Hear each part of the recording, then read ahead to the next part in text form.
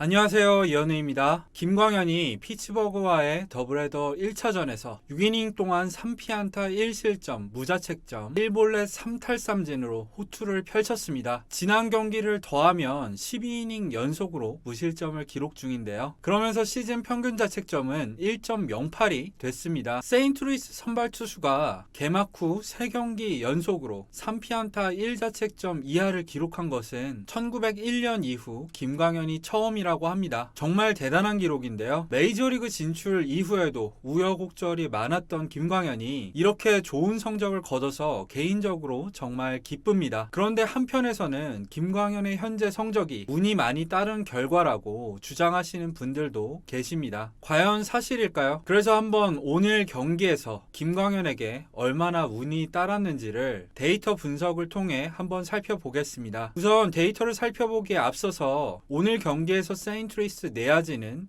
총 2개의 실책을 저질렀습니다. 첫 번째는 4회 선두타자인 콜 터커의 타석에서 세인트루이스 3루수인 브래드 밀러가 송구 실책을 저지르는 바람에 터커가 2루로 갔고요. 결국 제이콥 스털링에게 안타를 허용하면서 비자책점이긴 하지만 실점으로 이어졌습니다. 6회에도 터커의 타석에서 2루수인 콜튼 웡이 실책을 저질렀었죠. 이렇게 오늘 세인트루이스의 내야진은 김광현을 힘들게 했습니다. 하지만 반대급부도 살펴봐야겠죠. 오늘 김광현은 6이닝을 소화하면서 총 19개의 타구를 허용했습니다. 이 중 3개만 피안타였는데요. 19개 타구의 평균 타구 속도는 81.7마일이었습니다. 메이저리그 평균 타구 속도가 약 89마일, 143km 가량이니까 오늘 평균만 놓고 보면 김광현은 상당히 타구질을 억제를 잘한 것으로 보여집니다. 하지만 개별 타구 속도를 놓고 보면 얘기가 조금 달라지는데요. 김광현이 허용한 타구 가운데 90마일을 넘는 타구는 총 7개가 있었습니다. 안타를 제외하고 약 95마일 이상의 타구는 총 4개가 있었는데요.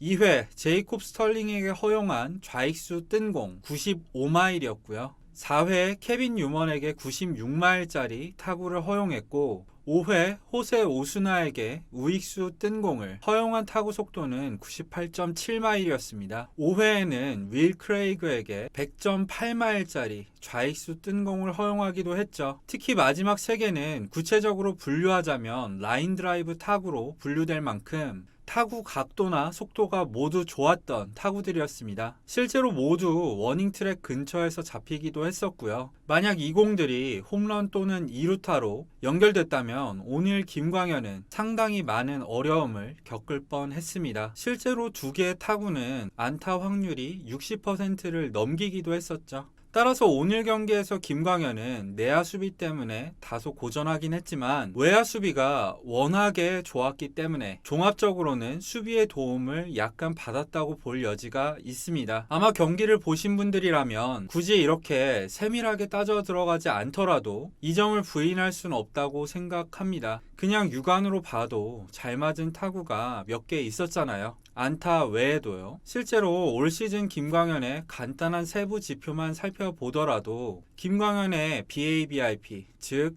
인플레이 타구가 안타가 될 확률은 1할 8푼 9리로 너무 낮고요. 타구 지표를 반영한 기대 평균 자책점도 4.04로 굉장히 높습니다. 그러나 굳이 좋은 성적을 거둔 경기 이후에 김광현에게 운이 많이 따랐고 결국에는 지금보다 성적이 올라갈 거라는 점을 강조할 필요는 없다고 생각합니다. 그 부분만요. 만약에 이 부분만 강조하는 분들이 계신다면 김광현 팬들이 보기에는 당연히 폄하한다고 느껴지겠죠. 사실 그리고 지금까지 김광현의 성적 평균 자책점 1.08을 시즌 끝까지 유지할 거라고 믿고 계신 분들은 없을 겁니다. 상식적으로 평균 자책점 1.08을 어떻게 유지하나요? 당연히 평균 자책점은 지금보다 올라가게 되겠죠. 하지만 나중에 지금보다 올라가게 된다고 해서 무슨 문제가 있나요? 김광현은 2년 동안 800만 달러의 세인트루이스와 계약을 맺고 메이저리그에 진출한 선수입니다. 만약에 1점대 극초반 평균 자책점을 기록할 거였으면 800만 달러가 아니라 8천만 달러를 줬겠죠. 시즌을 마칠 무렵쯤에 김광현이 지금 평균 자책점인 1.08과 기대 평균 자책점인 4.04 사이만 기록하더라도 그야말로 김광현의 첫 시즌은 대성공이라고 할 만합니다. 운이야 어쨌든 김광현은 지금 몸값 이상의 활약을 펼치고 있는 건 분명합니다. 충분히 칭찬받을 결과를 남겨가고 있죠. 물론 그렇다고 해서 김광현이 모든 면에서 잘해주고 있다는 얘기는 절대 아닙니다. 메이저리그에서 한 시즌 뛰고 말 게 아니라면 분명히 개선해야 될 점들도 있죠. 그 중에서도 가장 대표적인 거는 탈삼진 비율입니다. 김광현의 9이닝당 탈삼진 비율은 3.78개로 메이저리그 평균인 7.8개의 절반도 되지 않습니다. 김광현이 메이저리그에서 파워피처를 할 만한 구위는 분명히 아니지만 삼진 비율이 이렇게 낮아서는 위험합니다. 맞춰잡는 걸 떠나서 거의 헛스윙 유도를 하지 못하고 있다는 거니까요. 하지만 올 시즌의 특수성을 감안하면 특히 세인트루이스가 20일 동안 경기를 하지 못했던 점을 고려한다면 시즌 후반으로 갈수록 김광현은 몸 상태가 올라오면서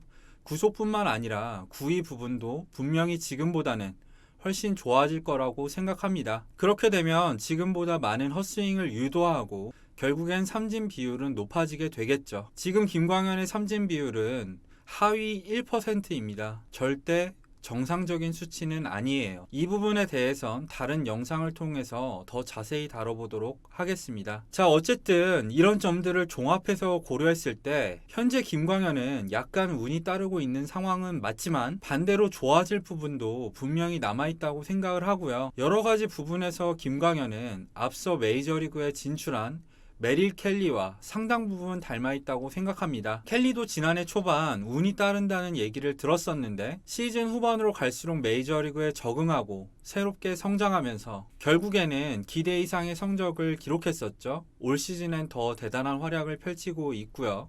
솔직히 김광현에게 류현진 선수만큼 하라는 거는 욕심에 가깝습니다. 하지만 메릴 켈리만큼은 충분히 할 수 있는 선수라고 생각합니다. 김광현도 앞서 진출한 메릴 켈리에 이어서 메이저리그에서 꾸준한 활약을 펼칠 수 있는 선발 투수가 되어주길 원합니다. 아마 김광현의 팬분들이라면 저와 다 비슷한 생각을 하고 있을 것 같습니다. 그럼 이번 방송은 여기까지입니다. 지금까지 시청해주셔서 감사합니다.